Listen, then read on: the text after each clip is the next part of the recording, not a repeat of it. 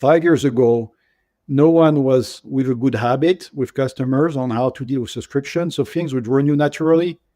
Now, every purchasing office is looking critically at all their book of software and questioning every time. So you have to sell it every year. That's something that has changed a lot in the past 3-4 years. Welcome to Revenue Insights. We're joined by revenue leaders from some of the highest growth companies. Together, we explore how they built their revenue teams, the journeys they've been on, and the lessons they've learned along the way. Revenue Insights is brought to you by Ebsta. We're an AI-first revenue intelligence platform designed to help you close more deals, retain more customers, and forecast better. Enjoy the podcast. Hello, everyone, and welcome to today's episode of Revenue Insights podcast. We're thrilled to have Hervé Timsit, the Chief Revenue Officer at EDB, with us. With over 17 years' experience in enterprise software, IT infrastructure, and SaaS sales, Hervé has a proven track record of scaling sales teams and driving business growth at high-value companies like Microsoft, CloudBees, and Tracelink. He has a unique ability to combine sales strategy, market development, and revenue operations to deliver exceptional results. Hervé's insights into driving digital transformation and aligning RevOps across global teams will be invaluable to our listeners. So without further ado, welcome to the show, Hervé. Thank you for inviting me, Guy. Great to be here. So we're going to jump straight in. You've got this fantastic, fascinating career working in a wide range of companies, all the way from startup through to public giants. Can you share what initially sparked your interest in the revenue operations and sales leadership space and how you got started? Yeah, actually, it was not the plan at all for me to end up in tech, right? I come from a family of entrepreneurs which were in construction business, and that was not the plan. I was lucky to be born in Casablanca, which was a very, very diverse place. You know, my friends in the classroom were about everything from race, wealth, religion, thinking. And that was a blessing for me because it really helped me connect with many different people. But to cut a long story short, very quickly, I would say 84, 85, I realized that software and IT were going to change completely the world. And I remember I was already building a business application with local area networks in 85 and 86. Yeah, I remember, some people would remember that 1 megabyte twisted pair, but I could see the power of those things. I could see how it could transform the way people work together first and the way it transformed the efficiencies for companies, things such as cash collection or planning. And then very quickly, instead of doing a career in construction business, I say, I want to be part of the people who are going to change this world because I knew I could see that all that technology was going to change this world. And truth is, it did. Amazing. And talk us through the career path from there. So it sounds like you were quite technical at the time. So you ended up as a chief revenue officer. Take us through that journey. So yeah, pretty naturally, when I made that decision that I wanted to be part of people making that change, and being in an entrepreneur family, I created my first company. And I built it from the ground up. I was the first employee. And we were specialized in back-end software, API software that would change the way that organizations communicate better. We were really focused on collaboration. We had a word at that time called groupware. And so I created my first company. And after 3 years, I was lucky to sell a good chunk of it and understand that, that was a really, really nice place to have fun, grow things, build things, make money on the way. And I did that a couple of times with other software companies. And after selling the third one, I was thinking about what's the idea I'm going to have for the fourth one. And, I didn't come up with anything really great or that excited me a lot. And then I got a headhunter call me and say, look, we need someone that knows how to deal with those large OEM deals because we got pretty good at selling our technology as OEM to IBM and Lotus and all those guys. And we need someone who's going to build a business around that. And I was lucky to start working for BMC at the time. And it was funny for me because people say, Hervé, you've been a CEO. How come now you're going to work for other people? And I used to tell them first, if you think that when you're CEO, you're the chief in command and you run everything, you don't, right? Number one. Number one, when everyone left the office, all the hardest problems are on your desk, and there's no one else to help you deal with them. But you're not the only boss. It's either your board or your wife or sometimes both of them. So I told them, actually, there's not big a difference working for an organization because you always work with people or for people in some way. And for me, it was a revelation because building a business, a software business, without any best practices, never worked for a blue chip company before. I learned so much. At BMC. I learned so much with the different teams I worked with, whether it's Tom Schodorf, who ended up building Splunk, whether it was with John McMahon and those guys. And they were amazing mentors for me, which really helped me skill my game and get the science behind instinct. I did it again at EMC. And for all those times with blue chip company, I became kind of the guy who goes and fixes the sales force which are underperforming quite naturally. And I started to like it. I started to be good at it. And then I was at EMC for 3 years. An old boss of me called me and said, Hervé, look, we have a great company, great products, great market, and a shit sales force. Do you want to come and help? And it was kind of the right timing for me. EMC was an amazing company, great culture. I love my time at EMC, but it's a big ship. And when you're an entrepreneur like me, sometimes you wonder, hold on a minute, whether I wake up in the morning or not, I'm not going to make such a big difference. I was running a $100 million business in EMC. That's nothing in the scale. And this is why I decided to have the third phase of my career, which is go back to high growth company, VC or PE funded. I did the same thing for a number of companies, build a sales team. And we can talk about that, how we do that. Grow the sales team and then eventually acquire another company, sell the company, and then move to the next one. Some worked really well, some worked really bad. Look, that's part of the game, right? I remember one time, built a great team, and then 4 months later, the shareholder says, sorry, we're going to sell the company. And we wasted a lot of time and a lot of talent. But that's part of the game. And then, what I used to do is to stay 2 or 3 years, do the job, build the team, and then get to evaluation event, move to the next one. And I ended up at EDB. And then, I'm not going to stay 3 years. I'm here to see it through. I've been here 3 years now. I started running EMEA as a VP for EMEA, being promoted last year as a CRO. And it's been an amazing ride, whether in my early days as an entrepreneur and then as I would say blue chip sales leader, and then as back in high growth, has been an amazing journey for me, where I learned so much. It sounds fascinating, and what an amazing experience and going through that at a unique time in history. So incredible to hear. So look, at EDB, give us an understanding of kind of how big the team is that you're responsible for. So my team is around 250 people overall. So I run all the go-to-market teams. The company is about 800 people now. So it's a good part of the company, but it's everything that has to deal with revenue-generating activities and go-to-market activities. And when you're managing a team of 250, how many direct reports have you got? How many people do you end up having to work with every day? Ideally, you want to be below 8, right? But in times of transformation, sometimes it's really hard because as you're transforming the business and building, it's not always perfect. I had at some point to have 12 direct reports, which was really, really hard. So I'm back to 8 now, hopefully 7 soon. And I think that's a good size. But again, you have to not look for perfect, because as you build and transform, there's no perfect. And sometimes you have to stretch yourself. Yeah, they say great is the enemy of good. So I buy into that absolutely. As a CEO of a scale up, that's all we can hope for.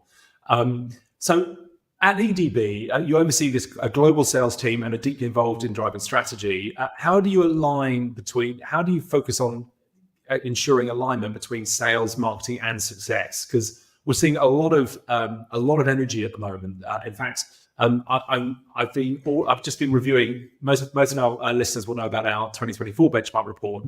We're just working on the 2025 benchmark report, and we saw a step change in the role of the seller.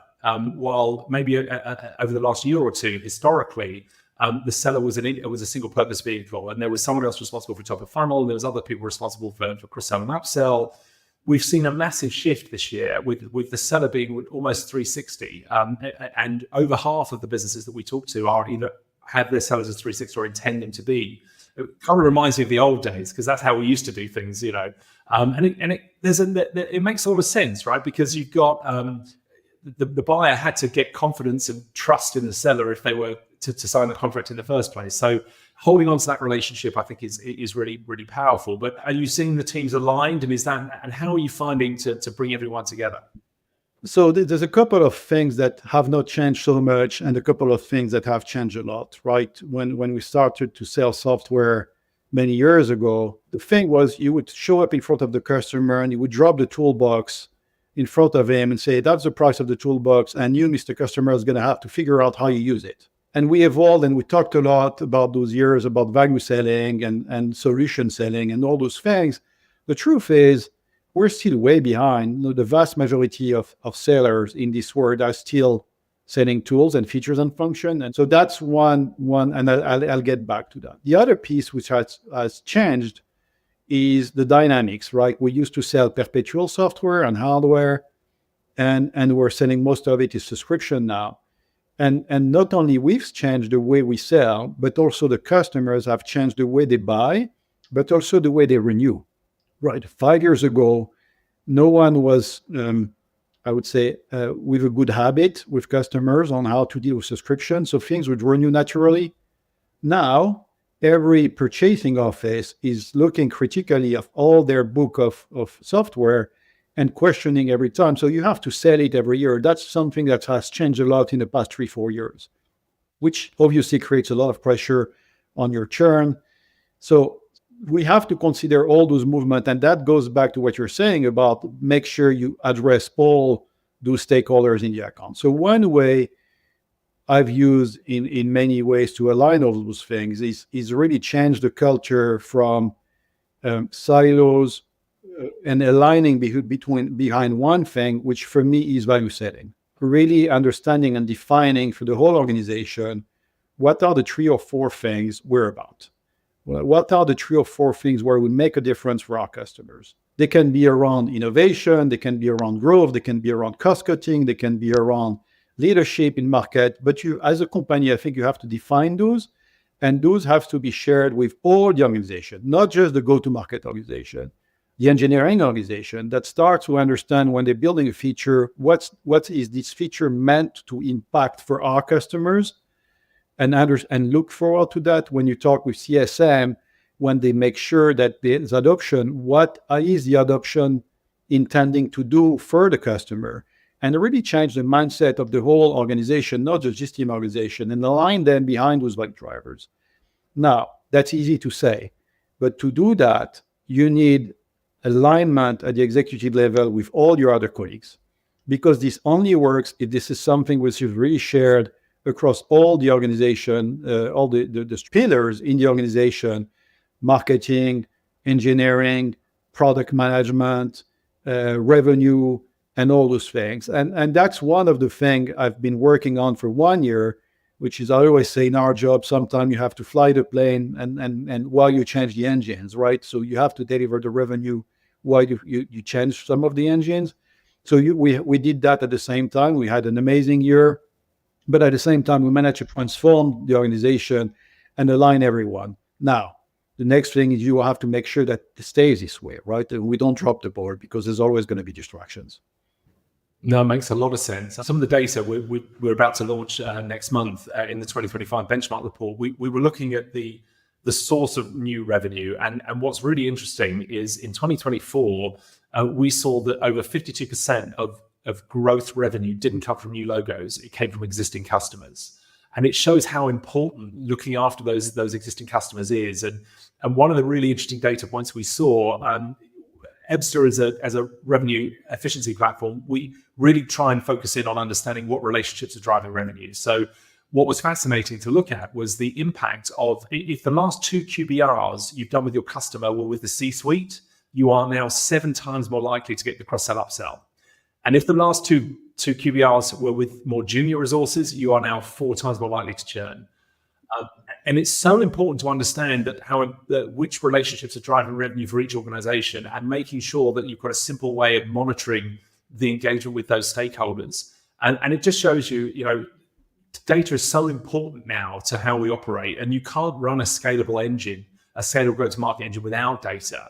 So from your perspective, Hervé, how do you incorporate data analytics and performance metrics into your RevOps strategy and kind of continue on that journey of optimizing sales processes and driving better outcomes? People often make fun of me because of my dashboards and the way I look at the data. And I want to make sure I'm prescriptive when we industrialize the dashboards or the reporting. I don't wait for someone to tell me, is that good enough for you? And I'm going to say that again. I carry with me my SQL request that allows me to extract data from my system, whether they are Salesforce or whatever, so I can look at the data real time. And that's the first thing I do when I connect on my PC in the morning, is really look at whether it's pipeline, engagement, renewal, all the motions, activity, leads. I look at all those data all the time. And then they enlighten you when you have the conversation, because you can't just have the data piece. This is what I call the gut and the brain, right? So the brain is the data and the gut is the conversation you're going to have with the people in your team, and those have to connect. So I instrument those things, and then I ask my RevOps organization to industrialize that so we can deploy that in the rest of my organization and have the same measures. We have all sorts of data, as I said. You also have data, for example, how to manage performance and leading indicators in terms of activity, quality of activity, indicators of pipeline, source pipeline, transformation, pipeline velocity, but also the odds of that pipeline coming by source. You're looking at the performance of each every one of your functions, whether it's demand generation, digital marketing, whether it's outbound prospecting from your SDR, and you connect all those data together. I would say I probably spend an hour and a half every day just looking at that data. Now, you have to make sure looking at the data doesn't change the data. So you have to make sure you protect your time and you spend time on the field. The best time for me is when I'm on the field with customers. That's a really good way also to connect those things, what you see from what the business is telling you and what the customers are telling you. No, it's totally understand it and agree. And it's lovely to hear how data-driven you are. And it's so pivotal. If you want to be the biggest difference between your individual contributors, your sellers that have kind of been promoted into management roles, and professional managers, is how they digest the data, how they are able to interpret the data and actually action it to actually have change.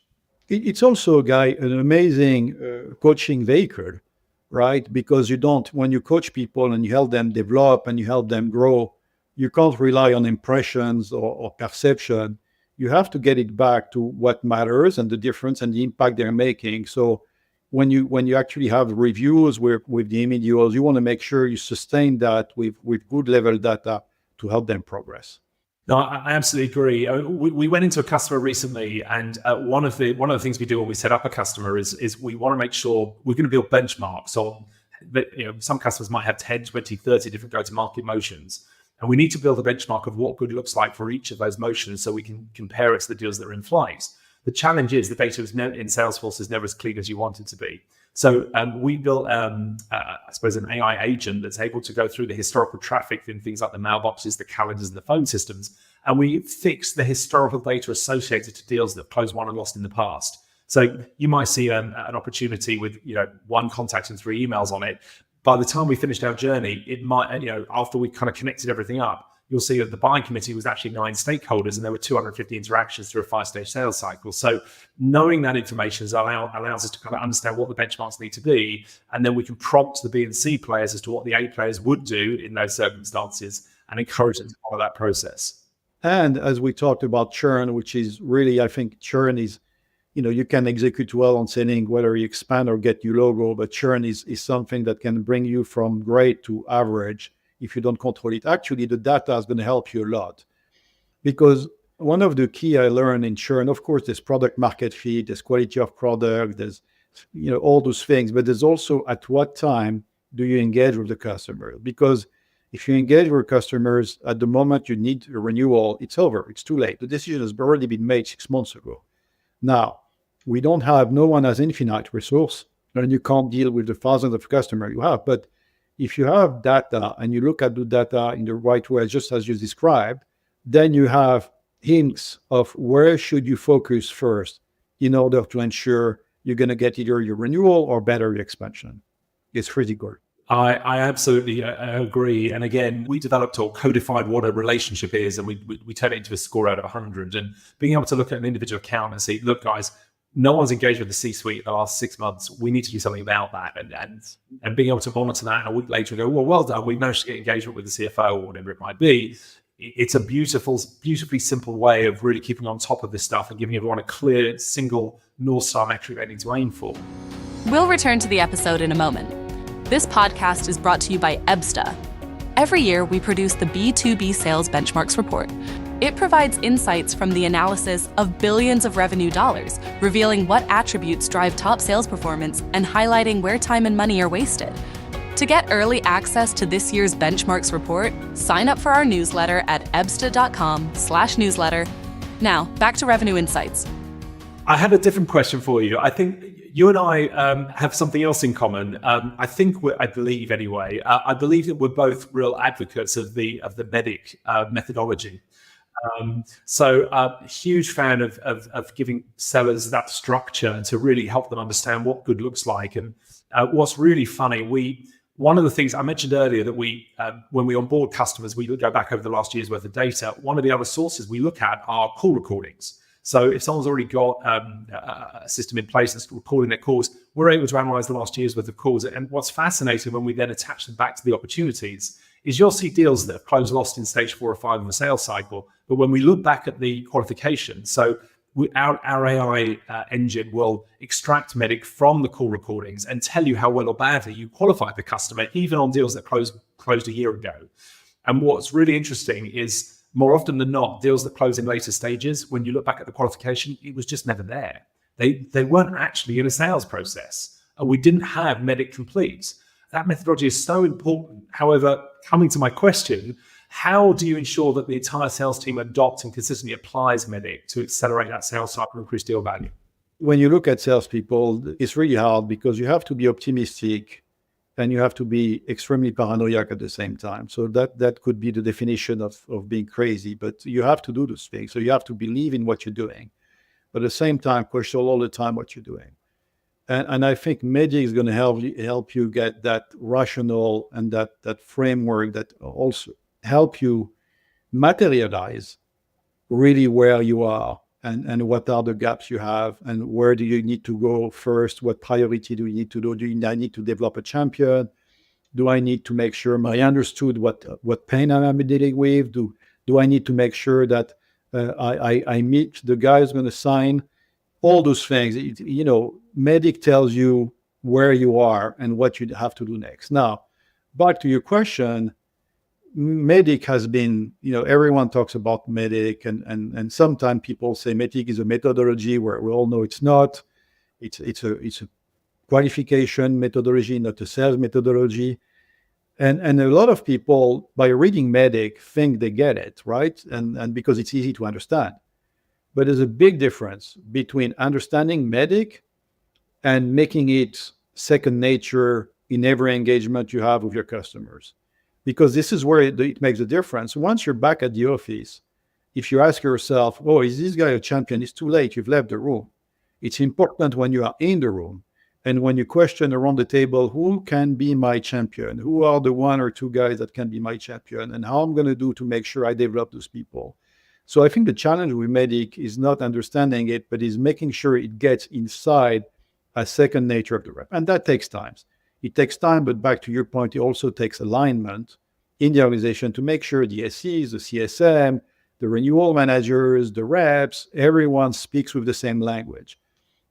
So the way I've approached that is instead of rolling MEDDIC, I've approached it by reading one by one, which is almost a letter for first quarter, a letter another quarter, starting with what I think is, we would dispute is champion or identify pain, the most important one, I think identifying the pain is probably the first one that has to go, because if there's no pain, there's no reason for you to spend time here and the customer to spend time with you. Make sure people really get that. Once you get that, you move to the second one, and that works. I think that's really interesting. Last year, we did a big piece of analysis. I think we analyzed 1.2 million hours of sales calls. And what was amazing is that the top performers were working with the customer on their objections very, very early in the sales process, really not only trying to understand why they should buy what they're selling, but also trying to understand what are the other priorities that they're working on. What other projects could get in the way of this? And what ROI have you got on those projects versus this? Really, and the way that they tackle those objections, that investment in those early stages pays dividend. That the speed and pace at which deals progress, once you've got through that, is fascinating. And while the B and C players almost shy away from dealing with those objections until much, much later in the sales process, and then all of a sudden everything slows down. Absolutely agree with you. I often say to my team, I say, if there's an RFP, probably someone has already written it and you're not going to win it, right? If there's a budget, probably somebody has already built the budget and it's not for you. So your job as a salesperson is to effectively design the demand, influence the demand, and create that budget, or take the budget from somewhere else. I have a funny story. I was working for a company at one time where we used to sell a lot to public sector in the UK. And one day we lost a deal against a garbage truck, because at the end of the day, if you look at the council, they had 10 things to buy, and they had made the priority, well, we have to buy the garbage truck before we buy that software. So we're always in competition with other projects, and effectively, at the end of the day, what's going to win is the level of urgency, but the champion you have, right? Do you have the stronger champions going to be able to drive your deal? That is, and if you don't build that in the beginning, to your point, you don't define those priorities, you don't identify who's the competition, you're going to end up losing a lot of time. Back to the question you were asking earlier on MEDDIC, one of the big impacts it does for you, it prevents you from working on the wrong things. So one thing we changed this year, we made, when I took over the role, we made validate a really, really important stage. Like everything that goes off in validate, which is stage 3 for us, has to be something we're going to win. So we put a lot of pressure early in the sales cycle, and it does two things for you. One, you stop wasting time and resource on deals you're never going to win. And two, you have more time to spend time on deals that you can win and make them bigger. So really, really back to your point of pushing qualification early, asking all the questions early is really critical. Yeah, and we also found that finance persona is more important now than ever before. And in fact, if you don't engage with the finance persona until you're presenting back the solution, the win rates are 14% lower. So you really want that finance persona involved in that defining of the solution in the first place and agreeing what that looks like. And it's more important now than we've ever seen before. We've never seen how that role being so important. So really fascinating. And the other takeaway for me on MEDDIC, I kind of split the learning into two very different parts. I think there's one part of it which is all about understanding and explaining to the sellers as to why each part of MEDDIC is important and why you should ask the questions and how to ask the questions and dig deeper and so on. There's a very different skill set in recording that information in the system of record. And actually, what we see is a lot of sellers are actually using the methodologies, but they're not consistently recording it. And that was when we introduced our own call intelligence kind of feature set, where certainly not as broad as the likes of Gong, but it's very focused on extracting the MEDDIC from the call recordings, populating it into Salesforce fields, and giving them a score. Almost a green thumbs up or a red thumbs down. And the seller wants that green thumbs up because they want to move to the next stage, or they get a spiff if they get it right. So allowing the AI to do the heavy lifting, it still allows the seller to focus their energies on building the relationships and asking the right questions. But the AI is so powerful now, it can really give you absolute consistency in the way we record the objections that were raised or the competitors that were mentioned, or capture the MEDDIC and score it for us. So for us, that was transformational and allowed customers to focus on the educating piece rather than worrying about the admin element of kind of getting it consistently in the system of record. I agree, Guy. That's a really, really good way to look at it. And it does something really, really important that we all see together. It removes the pink color glasses, right? Because you can talk with almost every sales guy when they come back from a customer facing meeting. It's always amazing. it feels like the deal's tomorrow, and maybe the customer is excited too, right? But the reality, it's not. And having that other pair of eyes that give you other view and forensics on what happened is really, really good coaching element for the rep, but also for the first time who's dealing with him. So those systems are really, really important going forward. And it's amazing the reporting you can get out of it because it's all being done in the same format. Suddenly at the end of the month, you push a button and here's how often competitors are mentioned. And look, there's a spike in a particular one. How have we got the battle cards we need? And. So it's been revolutionary from my side. But as we talk about technology, throughout your career, I'm sure you've worked with all sorts of cutting-edge technologies in various roles. So how do you evolve and implement new technology to scale and optimize revenue operations? And is there a particular kind of a set of tech that you take with you as you move into different roles, or has it evolved over time? Well, a set of tech I take with me first, there's not many things but Salesforce in terms of CRM. Like it's becoming the SAP of software for the good and the bad, right? And I don't think that's a choice. Then on top of that, you need to make sure you have a system that allows you to make sense of those data, capture activities. And we have a stack, and we evolve. For example, Gong was a big thing 2 years ago. I think now probably there's other things on the market, to your point, which are doing a better job and which are more granular.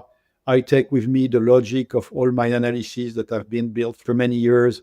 But one thing I often do is make sure you do it with your own technology. So as you probably know, at EDB, we do data and AI. There's no AI without data, and we have a bunch of technology. So we've built our own data lake with our own AI behind the sales data, because we want to make sure that when we convince customer, we are consuming our own technology.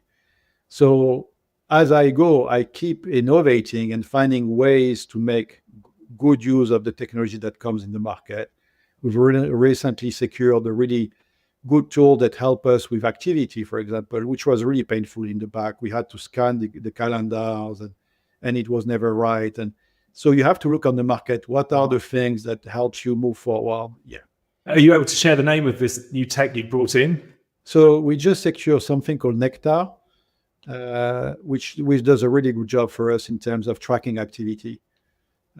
And being able to have the real activity, which activities always I always say, if you don't have enough activity, you're certainly not going to have enough pipeline and certainly not make your number.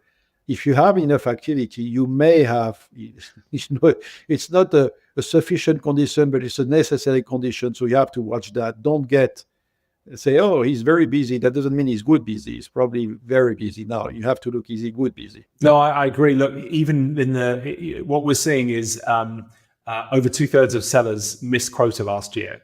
And that's frankly, it's just not sustainable. So we've got to find ways of bringing everyone along that journey with us. Yeah, and that's a tough one, Guy. Look, because the reality is that there's the level of expectation from your shareholder, from the board, doesn't have the same speed as the reality on the market. The reality is when you do enterprise selling, yeah, you can be lucky and get a deal in 3 months or 5 months or 6 months because you get at the right time of something that has been building for you. But the reality, it takes you 6 months to a year to build a deal. And for reps, when you get reps in new territory where they're going to have to build a pipeline, it's really, really hard to make sure that you align quota attainment with those reps. I think the quota attainment for me is more of an issue of course, having the right people, giving the right coaching, the right training, all of those basic things. But I think there's a disconnect between the expectations with the financial world and the reality of what is it to build a business. And that creates a lot of pressure on that problem you were talking about, which is effectively making quotas. Yeah, I agree. I think there's always pressure in that area. I think that the challenge is how do we deal with that pressure? And on one side, you become more data driven. You bring in consistency. You get everyone doing things the same way, and ideally they're all following the playbooks that the top performers are achieving. Unfortunately, a lot of businesses go the other way, which is that, well, let's just get rid of the low performers and spend more money on marketing. And the problem with that is that you end up with a high volume of leads coming into the business, but they don't match ICP. So as a percentage of the leads coming in, ICP is now getting even smaller, and the top performers don't care because they can smell out the good opportunities. But the B and C players, they just get lost. And so we need to, it's our job as leaders to give them the structure, to give them the tools they need and the data and the insights to prompt them as they move forward so that they can replicate best practice. And ultimately, if you've got 20% of the reps hitting quota, there's no reason why the rest of the sellers can't get closer to that number. Because you've proven you've got product market fit. And really what we need, us as leaders, our job is to make it easy and to follow best practice and make the quickest route from A to B to be the right route. Otherwise, they'll keep going the wrong way. And back to this point, I always say, sometimes people feel, oh, we want more revenue. It's easy, just hire a bunch of reps, right? And we get more revenue. Well, that doesn't work that way. I say, of course, you need more feet on the street. That's one way to do it. You need to get your people more productive. That's another way to do it. You need to have better other products to sell. That's another way to do it. Ideally, all of the above. But there's one, what I call limit to the physics. It's not just reps. It's also first lines and second lines. And in our jobs, you probably know that the first line job is the most important and difficult job in this profession. So actually, when you want to have more feet in the street, which is one way of increasing, revenue, you want to make sure you find great first line. And first lines don't come, it's a very scarce resource. And if you make a mistake on the first line, then you have an impact which is 5 people. So I think the critical point when you do that is equip yourself with first line which are data driven, that's done it, that know how this works, that already have that in that baggage. And then you can move the needle on the capacity. I absolutely agree. So looking ahead, how do you see the role of RevOps evolving? It's such a fast-pacing space right now, and in particular in the context of digital transformation and what we're now seeing with these AI-driven technologies.